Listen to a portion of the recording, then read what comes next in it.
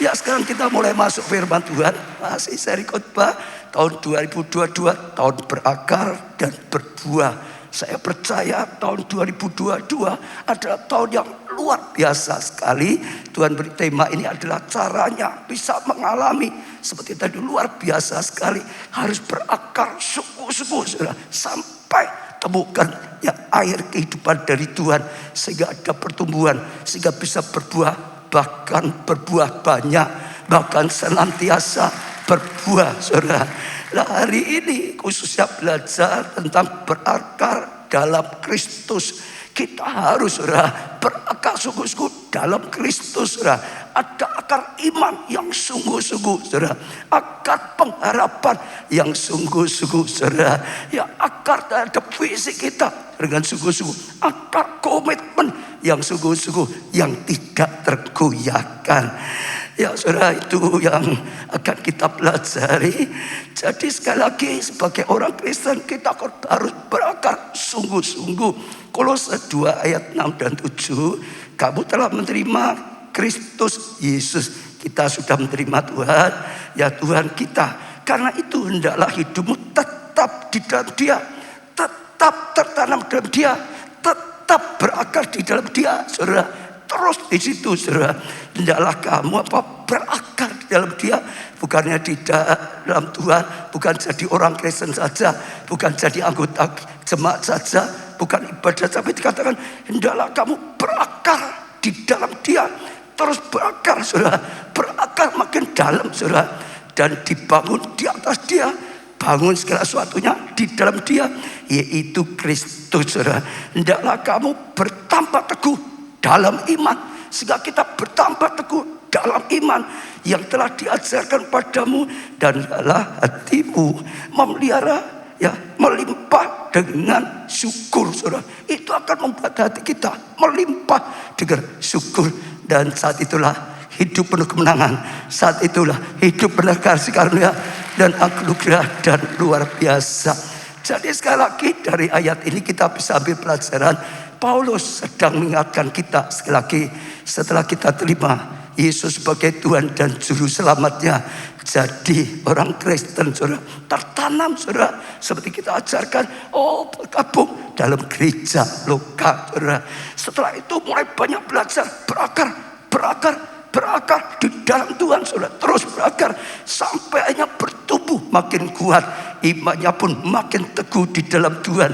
Ya, setelah di dalam lalu dibangun di atasnya, dan itu akan mengalami kehidupan yang nyata, akan mengalami rencana Tuhan dalam hidup kita, akan mengalami kasih karunia Tuhan yang nyata sekali, yang nyata sekali, yang nyata sekali. Ayo yang di sini ya, aktif ya. Ya, saya percaya itu luar biasa. Nah, saya juga percaya apa yang dikatakan Paulus itu bukan hanya dia ngajari, sebetulnya dia sendiri mengalami, saudara. Itu yang dialami oleh dia, itu yang dilakukan oleh dia, sehingga sungguh-sungguh dia ajarkan sesuatu, saudara, yang sungguh-sungguh nyata. Kita tahu dulu Rasul Paulus itu, saudara, orang yang benci dengan kekristenan, orang yang benci dengan nama Yesus, saudara. Orang yang benci, dia berusaha, ya, menangkap, dia berusaha menganiaya, saudara. Dia berusaha, saudara, membunuh bila perlu, saudara.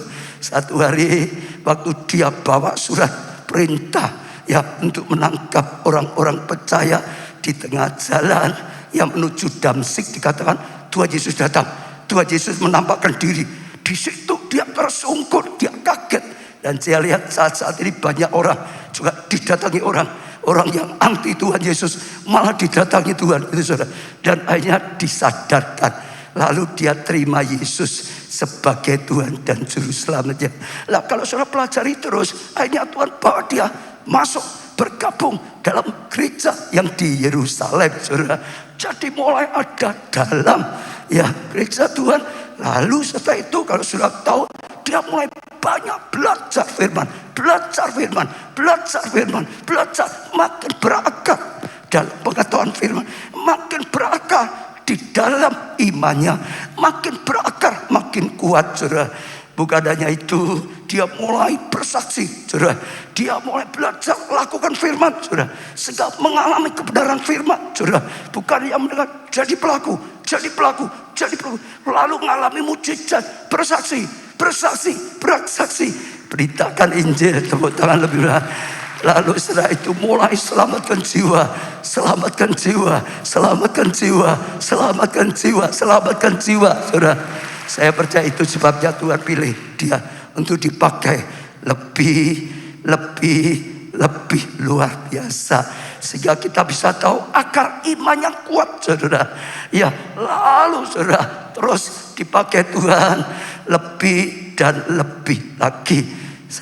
Jadi saja sekali kita anggap tahun 2022, saya percaya, saudara, ya badannya bukan lebih kecil, lebih besar. Dunia dalam gelap, bangsa dalam kelam, tapi anak-anak Tuhan sungguh mengalami terang Tuhan datang, terang Tuhan datang, terang Tuhan datang. Kita diterangi, saudara. Kita bahkan bangkit jadi terang, saudara. Jadi jawaban, tapi harus berakar sungguh-sungguh dalam Tuhan. Bukannya hanya sekedar jadi orang Kristen. Kalau hanya sekedar jadi orang Kristen, kadang pernah hidup kita malah memalukan Tuhan. Kadang-kadang tidak menjadi kesaksian, saudara. Tapi sungguh-sungguh dalam Tuhan. Nah, kalau kita lakukan ya firman Tuhan sepanjang bulan ini, berakar sungguh-sungguh, berakar sungguh-sungguh, berakar sungguh-sungguh, berakar sungguh-sungguh di dalam Kristus. Sekali lagi percaya, maka iman akan bertumbuh. Pengetahuan firman akan bertumbuh, saudara. Pengalaman lakukan firman akan bertumbuh. Ya, pengalaman mengalami kebenaran firman, mujizat Tuhan akan nyata dalam kehidupan kita. Dan tahun 2020 akan menjadi nyata, saudara.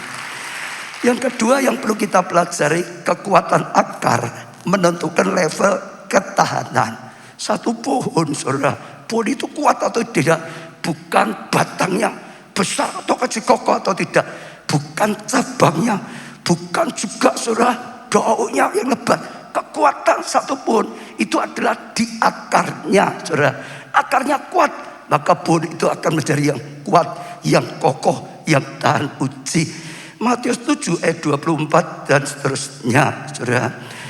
Setiap orang yang mendengar perkataanku, firman Tuhan seperti ini, dan melakukan. Dengar dan melakukan. Ya, mendengar sekali lagi dan melakukan. Bukan hanya mendengar, bukan hanya mengerti, saudara. Oh, dengar, mengerti, percaya, saudara. Lalu dilakukan, saudara. Ia sama dengan orang yang bijaksana, kata firman Tuhan, yang mendirikan rumah di atas batu, saudara. Orang itu bijaksana, bukan hanya mendengar dan melakukan, mendengar dan melakukan, mendengar dan melakukan, mendengar, katakan bijaksana, saudara. Iya, saudara, kata di sini yang ayat 25, kemudian turunlah hujan dan datanglah banjir. Ini banyak banjir enggak, saudara? Kemarin saya sudah di WA loh, Pak, ini hujan terus ini, Pak. Kelihatannya di beberapa sudah mulai tergenang air, saudara.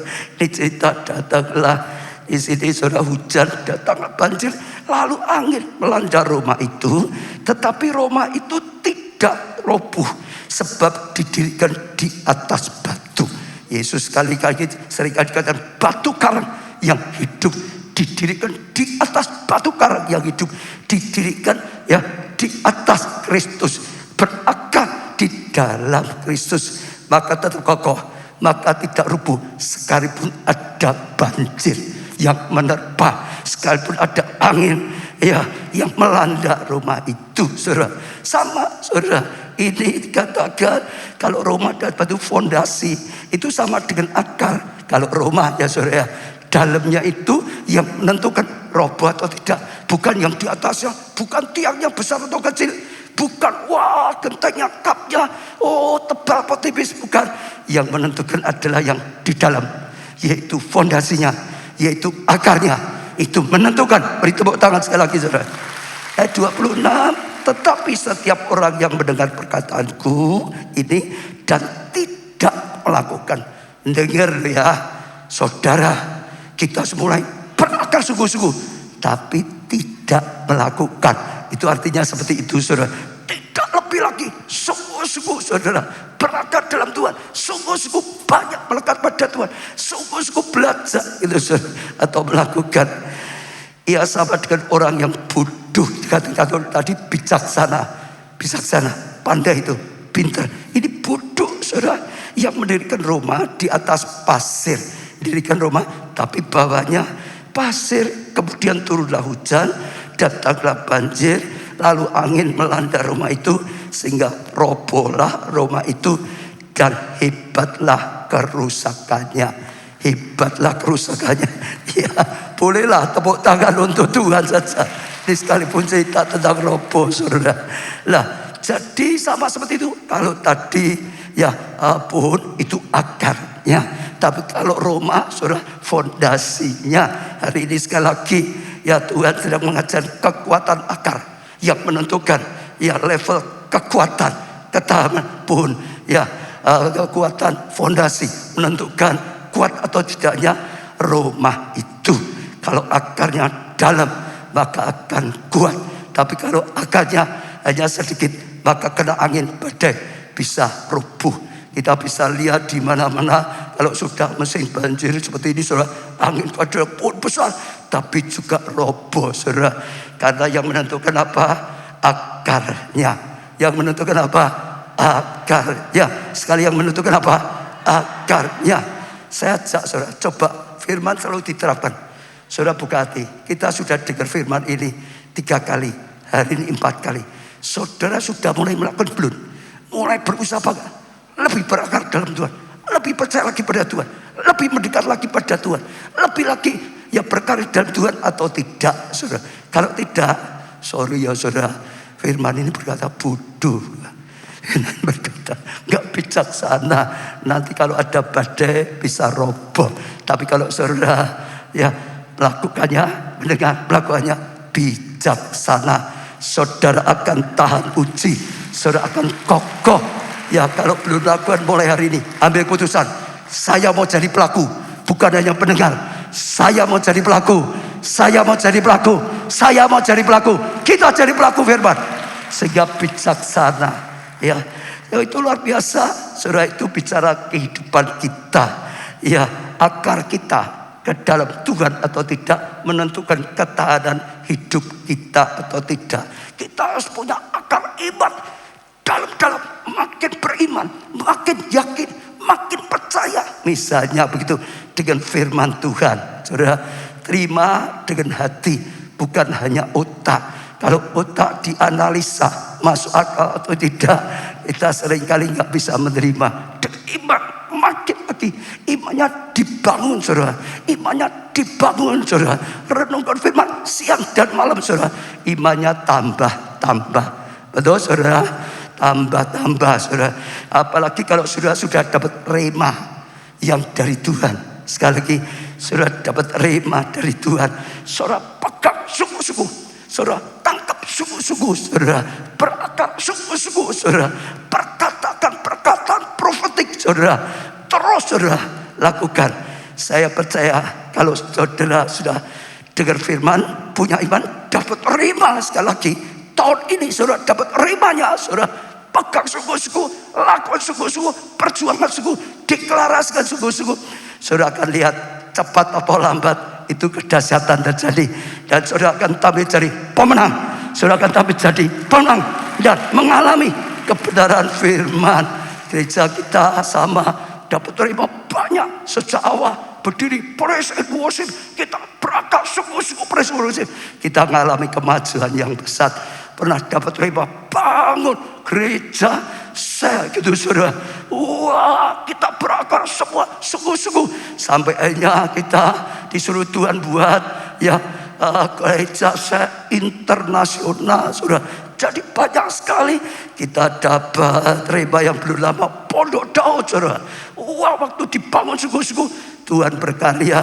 Lalu waktu semua gereja kita di mana-mana sekarang ya harus juga Pondok Daud, bukan hanya Solo, karena ini rema untuk keluarga Allah. Keluarga itu global, semua bangun. Maka bukan hanya ada mujizat, banjir mujizat rema. Saya ajak setiap saudara, kalau saudara dapat terima pemulihan keluarga, tangkap sungguh-sungguh, deklarasikan sungguh, saudara perjuang sungguh-sungguh, saudara percaya pasti Tuhan genapi. Amin. Saudara dapat rema tentang studi saudara, masa depan saudara, saudara dapat rema mujizat kesembuhan, kesehatan, tangkap. Saudara dapat rema tentang pekerjaan, keuangan, tangkap sungguh-sungguh. Tentang pelayanan saudara, tangkap sungguh-sungguh. Yang paling kecil akan dipakai luar biasa sekali, yang paling lemah diurapi luar biasa. Sekali lagi, tangkap agar keyakinan kita, agar komitmen kita itu akan menentukan ya kekuatan kita untuk mencapai sudah sesuatu yang luar biasa. Nah, sebenarnya saudara saat ini buat contoh kok, pandemi krisis itu mudah kelihatan orang itu akarnya kuat atau tidak.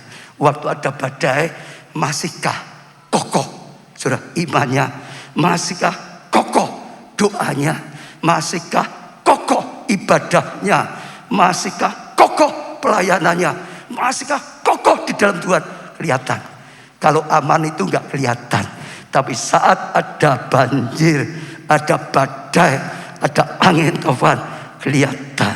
Saya doakan sekali lagi semua jemaat yang ada di sini, yang ada di online, dimanamu berada, adalah jemaat yang berakar sungguh-sungguh di dalam Yesus, di dalam Tuhan. Ada badai, nggak masalah, tetap saja kokoh, betul saudara. Masalah justru jadi mahkota. Apapun yang saudara hadapi, mungkin masalah keuangan, mungkin masalah ya kesehatan, mungkin masalah rumah tangga. Sebab saya bisa melihat iblis itu sedang menyerang habis-habisan. Masalah keuangan banyak sekali, masalah rumah tangga banyak sekali saudara, dan berbagai masalah banyak sekali.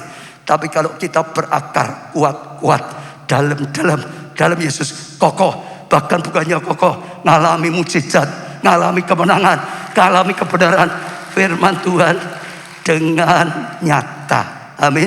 Kuat-kuat. Lalu saudara, berakarlah lagi dalam kasih karunia. Dengar, kita sudah percaya, kita sudah tangkap, kita berjuang, tapi kadang-kadang belum tentu punya kekuatan. Betul gak saudara? So, mau tetap percaya, kadang-kadang gak bisa. Di dalam Tuhan ada sesuatu yang melampaui semuanya, yaitu kasih karunia. Dalam perjanjian baru oleh korban Yesus di atas kayu salib, ada kasih karunia. Harusnya gak layak dilayakkan, harusnya gak mungkin dimungkinkan, harusnya dihukum malah diampuni, malah dijadikan anaknya, malah diberkati luar biasa. Tepuk tangan yang luar biasa. Itu namanya kasih karunia. Nggak mungkin, tapi Tuhan mungkinkan. Nggak layak, Tuhan layakkan saudara.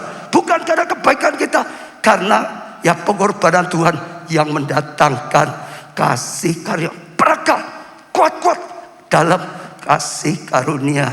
2 Timotius 2 ayat 1. Sebab itu anakku, ini Paulus ngajari anak rohaninya Timotius, jadilah kuat. Kamu bisa jadi kuat oleh apa? Kasih karunia dalam Kristus Yesus. Oleh apa? Kasih karunia dalam Kristus Yesus. Sakit, benar nggak ada obatnya, sudah terlalu parah, tapi masih ada kasih karunia di dalam Tuhan. Dalam Tuhan tetap ada kesembuhan. Kutuk sakit penyakit bisa dilenyapkan.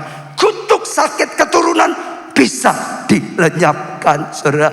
Rumah tangga ada yang berbuat salah sampai rumah tangganya itu hampir pecah, tapi saat datang pada Tuhan dan sungguh-sungguh berjalan dalam Tuhan, mengaku mohon pengampunan, ada kasih karunia, masih ada pengampunan, masih ada pemulihan, masih ada anugerah. Tepuk tangan yang meriah.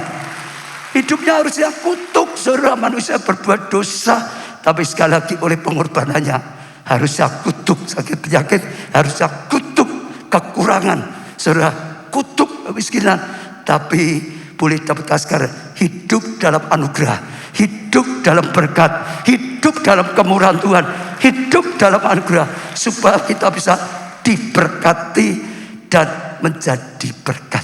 Hari ini sekali lagi, kalau saudara sungguh-sungguh mau percaya ikut Tuhan, saudara berjuang sungguh-sungguh berakar. Bahkan di luar kemampuan saudara, sudah ingin berakar, nggak kuat, tapi ingat ada kasih karunia. Terima kekuatan dari Tuhan, bukan karena aku, tapi karena kemurahan Tuhan. Bukan karena aku, tapi karena kebaikan Tuhan. Saudara lihat ya, Daud itu bagi saya luar biasa. Dia hidup dalam perjanjian lama. Perjanjian lama itu hukum Taurat, keras, keadilan. Tapi Daud itu tahu dan hidup dalam kasih karunia.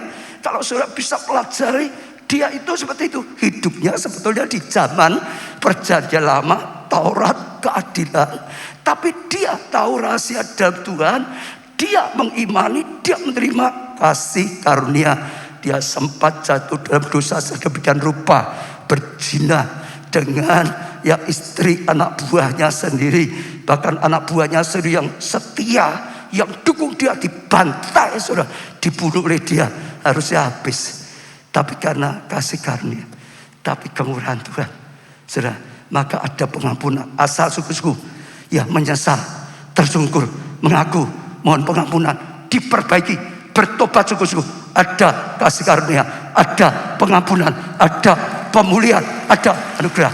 Jangan mau ditipu oleh iblis. Iblis akan mendakwa terus, saudara, nggak layak, kotor, kamu nggak bisa. Tapi sekali lagi ada anugerah. Setiap saudara yang merasa memang nggak mungkin, dengar, masih ada satu yang buat yang nggak mungkin jadi mungkin. Kasih karunia di dalam Tuhan. Iya, tepuk tangan lebih meriah. Lalu yang terakhir, saudara, yang ketiga, kita akan belajar proses Tuhan lah yang membuat akar kita bisa ya makin dalam dan makin kuat, saudara. Melalui apa? Proses. Ikut Tuhan, jangan dikira tidak ada proses. Ikut Tuhan, semua aman, nggak pernah ada masalah. Tidak, keliru, saudara. Kadang-kadang diizinkan menghadapi tantangan, menghadapi masalah. Tujuannya apa? Supaya kita makin dewasa. Supaya tujuannya apa? Kita itu makin mengerti, ya, punya pengalaman lebih lagi. Tujuannya apa? Supaya kita makin yakin, karena membuktikan sendiri, ngalami sendiri. Bukan kata orang. Seperti Ayub mengalami proses luar biasa. Setelah selesai dia berkata, dulu kata orang Tuhan luar biasa, tapi sekarang bukan kata orang, aku ngalami sendiri. Aku sudah ngalami sendiri. Aku Tuhan tahu, Tuhan luar biasa. Kau enggak tepuk tangan, saudara? Saudara dengar, proses biasa. Ada yang sedang diproses, ada yang sedang dibentuk oleh Tuhan. Biasa. Yang penting itu cara kita menanggapinya. Kalau kita menanggapinya salah, kecewa, kenapa ini Tuhan izinkan, putus asa, wah ini ketakutan, saudara rugi. Saudara ngerti, semua diizinkan. Kalau tidak diizinkan Tuhan, satu rambut pun tidak bisa. Tapi kalau Tuhan izinkan anaknya ngalami badai, ngalami pencobaan, ngalami proses kehidupan, ada tujuannya. Maka Yakobus berkata, ya anggaplah satu kebahagiaan kalau kamu jatuh dalam berbagai macam pencobaan, karena itu akan mendatangkan ketekunan, karena itu akan mendatangkan kematangan, karena itu akan mendapat kekuatan dan siap dipakai Tuhan lebih lagi. Dan saya percaya itu luar biasa sekali, saudara. Itu anugerah, ya. Saya ajak kita belajar, saudara, dari seorang bernama Markus. Seorang bernama siapa, saudara? Markus, ya. Ya, Markus ini ngalami juga seperti tanaman, ditanam nggak langsung wah besar kuat, nggak, melalui proses dan pemeliharaan. Bisakah saya sudah buatkan PowerPoint-nya tadi dikeluarkan? Nah, saudara lihat ya, ini Markus ya, saudara. Ini sengaja saya ringkas sedikit supaya mudah. Ya, Romanya dipakai untuk kelompok set. Nanti saudara baca di sini kisahnya. Kalau saudara lihat YouTube ya, khotbah saya Rabu atau Kamis ada, ya Petrus ditangkap, dipenjara, masuk ke penjara paling dalam, dipasung, saudara, dirantai, saudara. Ya, tapi luar biasa Paulus memuji-muji Tuhan dalam penjara. Sekalipun dalam penjara dia memuji-muji Tuhan. Dan tiba-tiba gempa terjadi, saudara. Tuhan gak bisa diam. Terjadi gempa semua, saudara.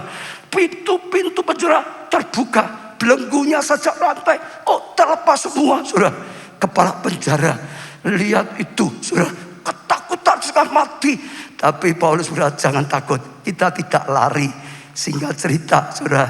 Justru, ya tanya itu kepala. Lalu apa yang harus aku perbuat? Lalu kepala penjara berkata, terimalah Yesus. Percaya Yesus. Terimalah dia. Maka kamu akan selamat. Kamu dan seluruh isi rumah tanggamu akan selamat. Karena menerima juru selamat gitu. Dia percaya. Dia terima. Hari itu, jam itu juga dibaptis, saudara. Dan lalu mereka sangat sukacita sekali. Satu keluarga diselamatkan. Ini kok agak nyimpang ke Paulus. Ini ke Petrus, sorry.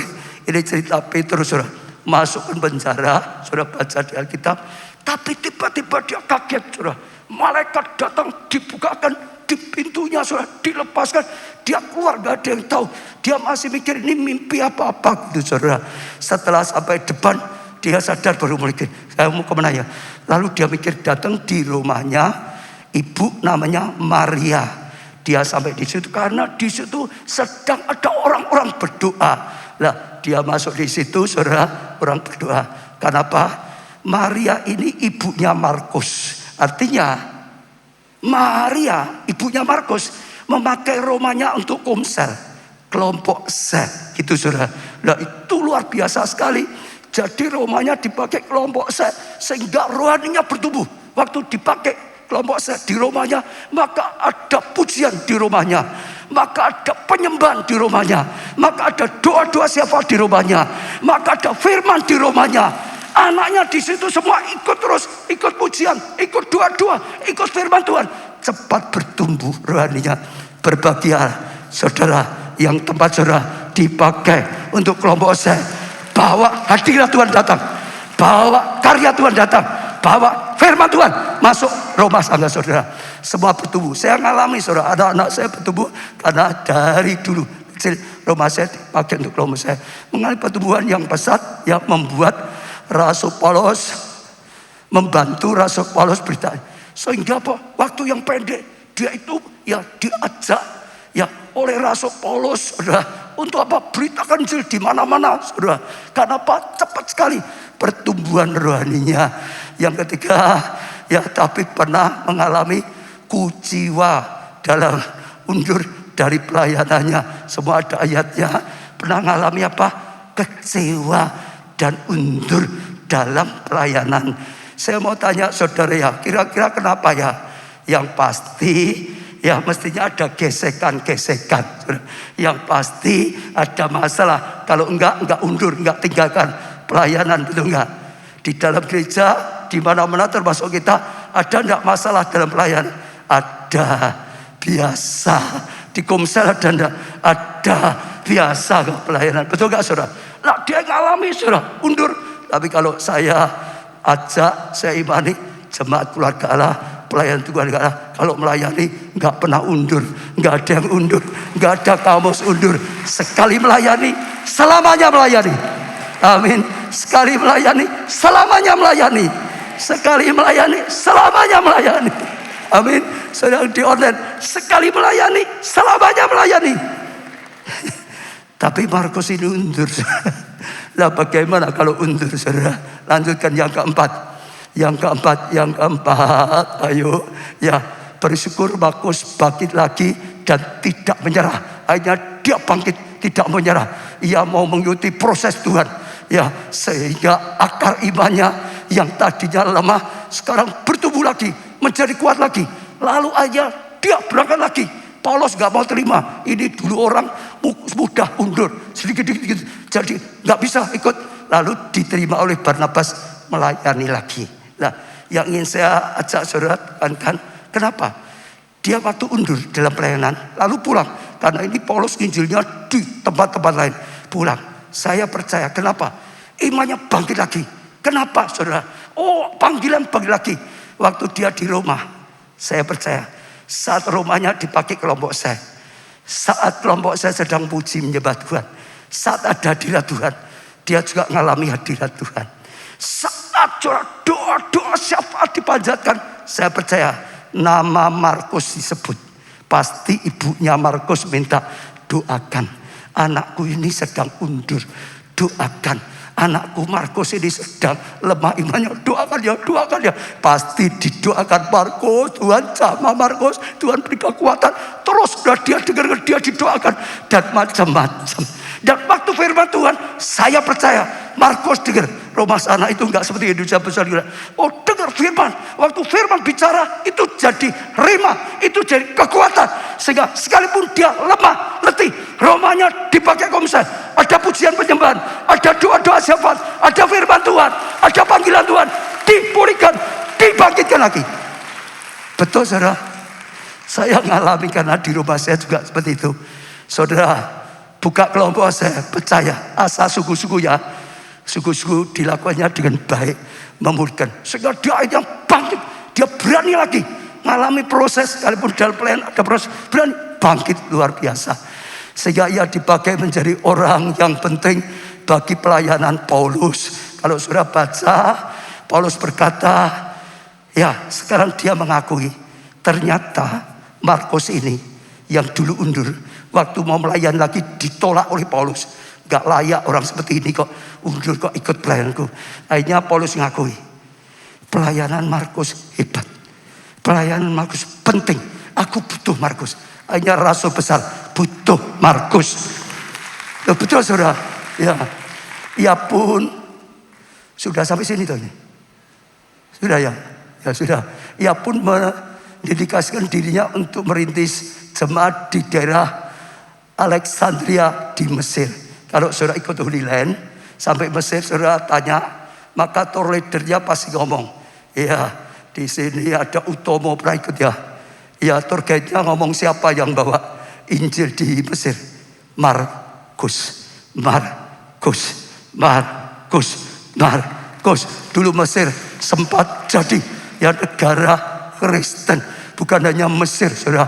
Bahkan Markus disebut sebagai salah satu pendiri ya kekristenan di Afrika pada awalnya. Ya, di Afrika juga dia bawa Injil sampai terjadi kegerakan di sana. Dan ia juga yang menulis, ini yang paling besar, Injil Markus. Di Alkitab saudara ada Injil Markus. Siapa yang menulis? Siapa yang menulis? Seorang saudara yang dulu anak manja. Dia itu anaknya orang kaya, rumahnya lumayan punya, anak manja. Wah, cepat disupport melayani, tapi dalam pelayanan kecewa, undur, orang yang pernah undur. Sekarang bisa dipakai Tuhan merintis kegerakan, oper kegerakan di Mesir, oper kegerakan di Afrika, bahkan menulis Injil Markus. Kok bisa? Saya mau tanya, kok bisa? Saudara, rumahnya dipakai kelompok sel. KKS-nya siapa? Petrus. Waktu Petrus keluar dari penjara, tadi sudah dikatakan, dia sadar, lalu dia bukan langsung ke rumah itu, karena dia tahu di rumah itu ada orang-orang berdoa. Komselnya mendoakan dia, kelompok saja mendoakan dia, anggota mendoakan dia, dan karena dia adalah ketua kelompok saja di rumahnya Markus. Saya percaya Markus bisa menulis Injil. Dia bukan 12 murid. Kenapa? Saat Petrus ngajar tentang Yesus, dia catat. Saat Petrus cerita tentang apa yang diajarkan, dikatakan, dilakukan Yesus, catat. Dengarkan suku-suku, catat. Dengarkan suku, catat. Dengarkan suku, catat. Dengarkan suku, catat. Dengarkan suku, catat. Dengarkan suku, catat. Sudah tahu enggak? Catatan Markus itulah jadi Injil Markus. Semua bisa dipakai Tuhan, asal saudara lengkapi, berakar suku-suku. Dengar firman, catat, simpan dalam hati, berakar dalam firman, berakar dalam Kristus, berakar dalam iman, berakar dalam keyakinan, berakar dalam visi panggilan Tuhan, berakar di dalam ibadah, berakar dalam doa, berakar dalam panggilan pelayan, berakar dalam Tuhan. Saudara percaya, dia anak manja, dia orang yang tinggalkan pelayanan, akhirnya dipakai bawa obor kegerakan sampai Mesir. Ya, bawa Mesir sampai Afrika, bahkan tulis Injil Markus. Amin. Saya dorong saudara, jangan takut dengan proses. Kita belajar. Proses itu membuat akhirnya berakar. Ngalami saudara, mengerti yang sesungguhnya. Saya yang ngalami itu saudara. Dulu waktu saya jadi jemaat saudara ya, waktu saya jadi jemaat, saya itu cinta Tuhan. Setiap pagi doa pagi. Minggu gereja kita 2 kebaktian, 9 sampai 5, saya 2 ikut. Setiap kegiatan apapun di gereja saya ikut semua saudara. Ya doa pagi lah, Rabu ada PA, saya ikut saudara. Ya semuanya. Tapi tetap saja ya belum matang. Sampai satu hari Tuhan panggil saya pelayanan. Saya waktu jadi jemaat, saya pikir hamba-hamba Tuhan, pelayan-pelayan Tuhan itu seperti malaikat itu. Jadi jemaat biasa kadang-kadang itu, wah hamba Tuhan, apalagi sampai pendeta, wah itu malaikat. Tapi waktu saya masuk dalam pelayanan, saya kaget, ora beda sama saya kecewa saudara. Kok dulu saya pikir malaikat, kok ternyata ya gini-gini saja. Saya sempat hampir undur, pernah saya merasa apa sih pelayanan gini aja. Tapi sekali lagi Tuhan baik. Tuhan tidak pernahkan kita itu undur. Tuhan tidak pernah mengizinkan kita hilang.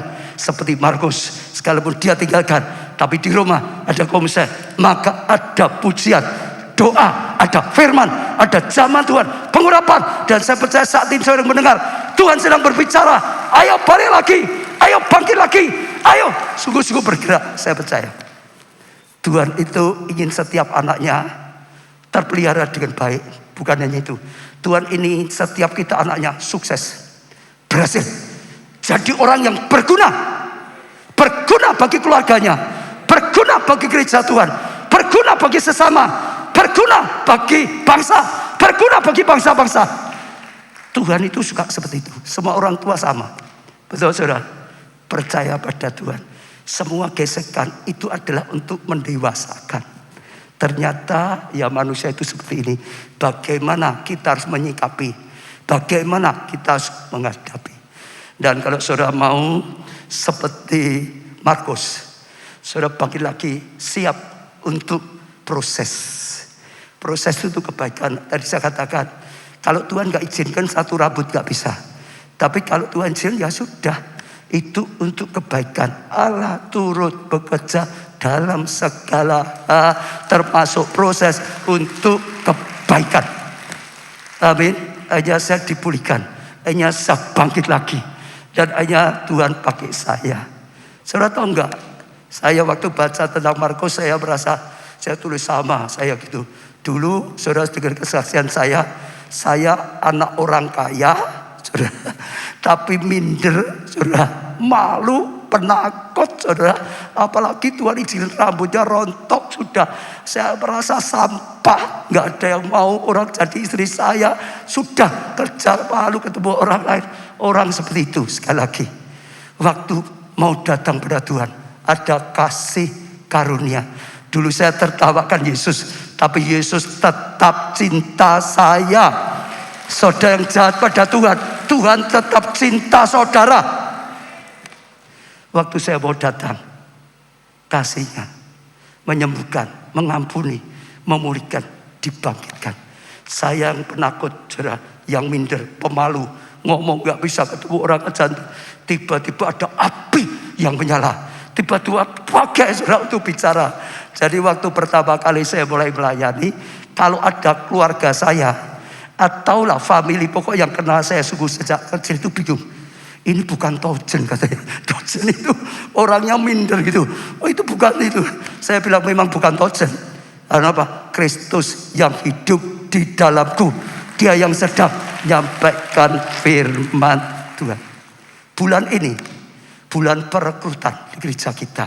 Tadi juga diumumkan ada banyak bulan perekrutan di semua gereja kita. Bagi saudara yang belum melayani, ada panggilan. Memang pelayanan itu tambah repot. Iya.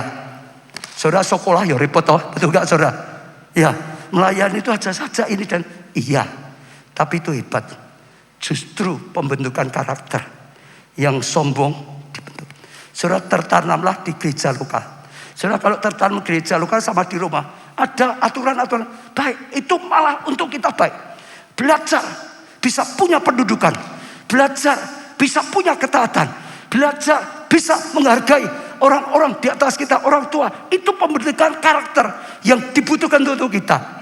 Kalau kita nggak maunya bebas-bebas, karakter tidak terbentuk. Justru di dalam gereja lokal, dalam kelompok saya ada pembentukan. Terimalah itu sebagai proses pendewasaan. Itu sebagai proses persiapan untuk dipercayai Tuhan besar-besar, untuk dilakukan hal yang luar biasa. Amin. Saya mau cerita sedikit bersaksi, tapi sekali lagi bukan untuk apa-apa, tapi hanya nunjukin betapa hebatnya. Saya sudah sering katakan tahun 2022 luar biasa. Itu bukan hanya untuk dorong-dorong. Itu hati saya, nurani saya tahu ada luar biasa yang ingin Tuhan lakukan. Tapi saya juga mengalami proses habis-habisan. Wah, kali ini saya mengalami proses itu sudah luar biasa sekali. Betul saudara. Seperti tadi, kalau ada kekuatan untuk kasih karunia. Saudara, ada dua. Memang dunia dalam gelap, tapi ada terang Tuhan. Betul saudara. Tapi saya percaya, saya imani saudara. Lalu banyak hal. Lah, kemarin dan hari ini Jumat Sabtu, Tuhan itu kagetkan saya. Tiba-tiba hari Jumat ada suami istri datang. Mau cari saya, akhirnya saya temui. Lalu ngomong, Pak, saya dan istri disuruh Tuhan. Saya itu digerakkan Tuhan untuk memberi persembahan. Tapi saya ngomong dengan istri, saya nggak enak. Lah, minggu yang lalu sedang dengar firman Tuhan. Istrinya lihat waktu itu ada naburi. Istrinya bilang, loh kok khotbahnya ini ya? Saya disuruh Tuhan. Suaminya kaget, loh kamu disuruh juga? Aku juga disuruh. Lalu mereka yakin ini Tuhan. Lalu datang. Berikan persembahan. Bukan itunya ya saudara. Tapi ini tuh. Tiba-tiba Sabtu sama. Pagi itu ada lagi. Suami istri datang lagi. Siang saudara ada lagi, datang lagi. Sama saudara. Bahkan juga dijelaskan, Pak, ini persembahan ya, bukan untuk seperti gereja biasanya. Ini memang Tuhan nyuruh untuk Pak Obaja. Saya itu nangis saudara, hampir dalam hati saya. Tuhan tahu. Tuhan itu enggak. Tuhan itu tahu sekarang. Tujuannya saya tahu. Bukan untuk uang, bukan. Tapi adalah apa saudara? Tuhan menunjukkan janji. Tuhan itu sungguh. Enggak mungkin 3 berarti sama dengan 4-6 orang bisa dapatnya sama. Itu peneguhan. Membuat saya apa? Dalam proses ini, cerita dalam proses lebih kokoh, lebih kuat, memberi kekuatan, memberi keberanian, berakar lebih sungguh-sungguh. Dan saya tahu Tuhan sedang mempersiapkan orang yang mau dipakai lebih tinggi. Pasti dikembleng dulu, pasti masuk training dulu, pasti dilatih dulu, dipersiapkan dulu. Bagi saya saudara, ini peneguhan yang luar biasa.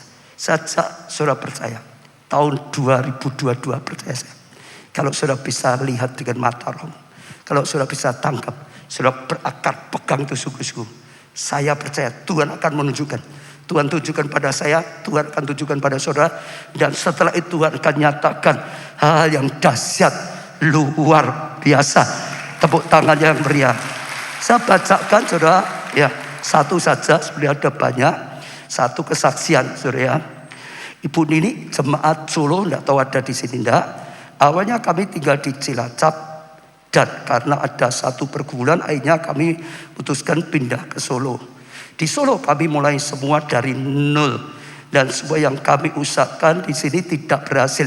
Singkat cerita, suami saya ternyata menyimpan kebohongan dalam rumah tangga kami, sehingga berkat itu terasa tertutup. Pada saat itu ada teman suami yang mengajak ngobrol sama suami. Waktu itu teman suami bilang ke suami saya, kayaknya ada sesuatu yang tersembunyi ya ke istrimu. Apapun risikonya semua itu, kamu harus jujur ceritakan apa yang sudah Singkat cerita, suami memanggil saya dengan jujur semua kesalahannya dia ceritakan. Itu saudara. Awalnya saya marah, kecewa, sedih. Saudara, saya nggak tahu apa ini. Ya mungkin saudara sudah bisa tebak. Tapi marah sekali. Inginnya pisah saja, cerai saja. Tapi Tuhan itu baik. Saya berdoa, saya ke gereja dan ngomong sama Tuhan apa yang saya rasakan. Tuhan cuma bilang untuk mengampuni suamimu. Tuhan cuma ngomong gitu, ampuni. Saya akhirnya ambil langkah iman. Saya mengampuni suami saya. Kejadian ini kami alami saat awal pandemi, akhir bulan Maret, April tahun 2020. Di saat itu suami saya bekerja cuma sebagai freelance. Freelance itu kalau ada ya dikasih kerjaan, kalau enggak ya tidak. Belum diangkat sebagai pegawai. Ya tentunya ekonomi kami sangat susah. Bahkan untuk bayar kontrak rumah saja kami harus nyicil bulanan yang seharusnya bayar 1 tahun sekali. Sejak saya melangkah dengan iman untuk mengampuni suami kami, ya, dan kejujuran suami kami, Tuhan pulihkan keadaan kami luar biasa, membuka berkatnya dalam rumah tangga kami. Suami, ya, kami diangkat menjadi karyawan tetap. Dulu hanya freelance, diangkat jadi karyawan, belum tetap, saudara. Padahal saat itu masa pandemi, banyak perusahaan yang mengurangi karyawan, tapi suami saya malah diangkat jadi karyawan dan langsung diberi jabatan. Artinya bukan di bawah, cukup tinggi. Tidak berhenti di situ. Sebelum genap 1 tahun, suami saya diangkat lagi menjadi karyawan tetap. Itu mungkin yang pertama masih seperti percobaan atau apa gitu. Sekarang tetap dikatakan, saudara. Ya, omset yang sebelumnya cuma 200 juta menjadi 3 kali lipat waktu taat dengan Tuhan. Naik, ya. Setelah suami kami ditugaskan, banjir mujizat di akhir bulan Desember 2001 ini, suami saya dipindah keluar kota lain. Omset ya sebelumnya di tempat yang baru itu 9 sampai 1 M. Suami saya diberi kesempatan dalam 1 bulan harus bisa naikkan omsetnya menjadi 1,3 M. Padahal itu wilayah baru yang belum tahu keadaan pasar seperti apa. Tapi Tuhan tidak pernah memperlakukan anaknya yang mau melekat dan taat pada dia.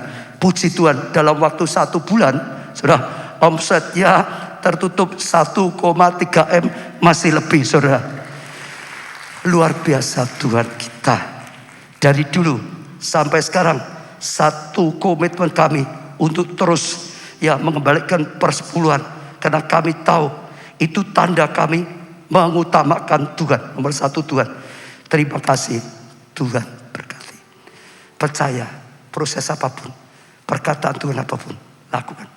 Berat pun lakukan. Tuhan akan bawa kebaikan. Saya percaya Tuhan sedang berbicara. Ada orang-orang tertentu tahu Tuhan sedang bicara. Terimalah, saudara. Sekalipun melalui proses, sudah akan lihat kemuliaan. Kita berikan pujian. Sebuah bangkit berdiri.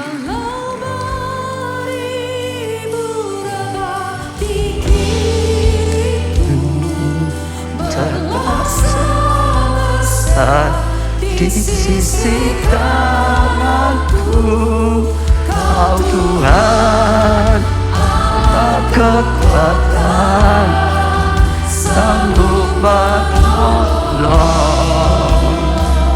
hidupku. Aku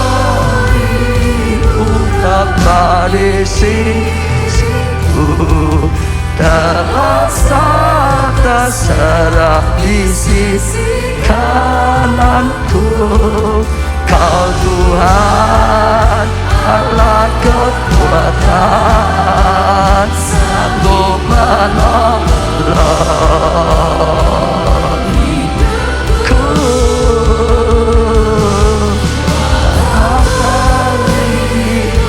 Dapat diriku terlaksa terserah isi tanganku. Kau Tuhan dengan kekuatan, sanggup menolong hidupku.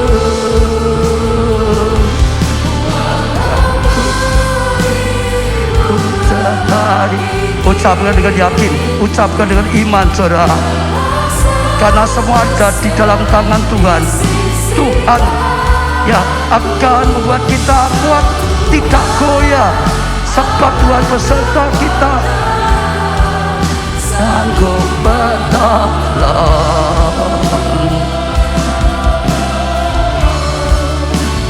hidup. Semua datang pada Tuhan, saudara. Semua datang pada Tuhan, saudara. Arahkan hati saudara pada Tuhan.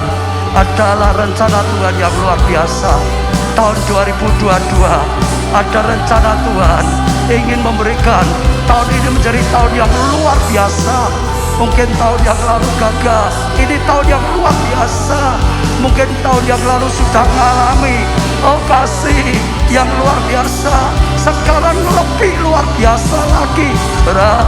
Maka Tuhan berkata berakar, sungguh-sungguh berakar dalam-dalam, saudara.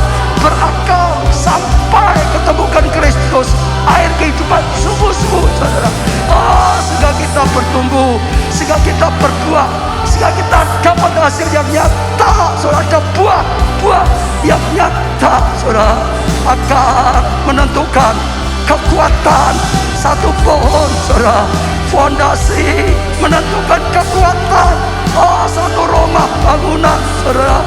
Demikian akar rohani kita menentukan perjalanan kita. Berakar dalam Tuhan, berakar dalam Kristus. Ambil keputusan, saudara. Aku mau terus berakar dalam iman kepada Tuhan. Aku mau terus berakar dalam firman Tuhan. Pegang sungguh-sungguh, berakar dalam lakon firman Tuhan, berakar dalam impian, visi yang Tuhan berikan, berakar dalam rema yang Tuhan berikan. Tangkap, saudara, tangkap, saudara. Sekalipun melalui proses susu membuat kita makin dewasa. Proses susu membuat kita makin tekun, makin matang, saudara. Makin gigih, saudara. Makin siap untuk dipercayai. Ada proses, saudara. Jangan mengeluh, jangan putus asa, saudara. Jangan cari kambing hitam. Katakan, Tuhan, kau turut bekerja dalam segala sesuatu untuk mendatangkan kebaikan. Kau izinkan Paulus mengalami banyak proses, tapi membuat dia berbuah lebat. Rasul yang paling berhasil dipakai Tuhan. Daud, Yusuf mengalami proses, tapi Tuhan angkat tinggi-tinggi. Juga Markus. Tuhan, saat ini aku mau berakar sungguh-sungguh, sekalipun diproses. Katakan berakar sungguh-sungguh, sekalipun diproses. Kalau ada di antara saudara yang sedang goyah, mungkin undur seperti Markus, saudara katakan, saya katakan kembali pada Tuhan. Terima, saudara. Berjemaat lokal dengan baik, saudara. Ada proses, tapi itu mendewasakan, tapi itu membentuk mentalitas, karakter kita, sehingga ada buah roh dalam kehidupan kita. Ada pendudukan, ada kasih karunia. Terima, saudara. Dan saya percaya Tuhan akan lakukan yang besar. Angkat tangan, saudara. Saya mau berdoa untuk setiap saudara. Saya tahu ada orang-orang tertentu yang sebetulnya sudah dipilih oleh Tuhan. Tuhan akan angkat tinggi-tinggi. Tuhan akan pakai besar-besar, tapi iblis berusaha menyerang. Badai menyerang. Jangan gentar, saudara. Jangan nyerah. Berakar sungguh-sungguh di dalam Tuhan, saudara. Berakar sungguh-sungguh. Saudara gak punya kekuatan, andalkan kasih karunia Tuhan, kemurahan Tuhan, kebaikan Tuhan. Aku memang penuh kekurangan, Tuhan penuh kebaikan. Kemurahan Tuhan, pengorbanan Tuhan melebihi kekurangan aku. Katakan dengan iman, saudara.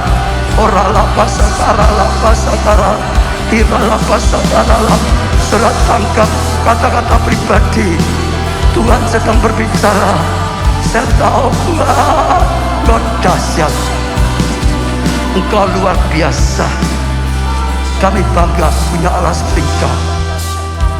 Tuhan, hamba-Mu sekali berdoa, bukakan mata rohani setiap jemaat pelayan Tuhan, keluarga Allah. Tuhan, biar setiap jemaat pelayan Tuhan, semua ikut online bisa melihat rencanamu untuk tahun 2022. Dunia berkata gelap dan kelam. Memang dunia dalam gelap dan kelam, tapi Tuhan kau berkata, kami umatmu diterangi oleh Tuhan, diterangi oleh Tuhan, diterangi oleh Tuhan, diterangi oleh Tuhan. Maka kami akan jadi terang. Hidup kami terang, keadaan kami terang. Kami akan pancarkan terang itu. Terima kasih Tuhan. Beri mata untuk bisa melihat, beri pengertian untuk mengerti, beri iman untuk berani percaya. Tuhan, beri Tuhan ke langkah untuk rela bergerak, berkorban, sehingga kau bisa pakai hidup kami.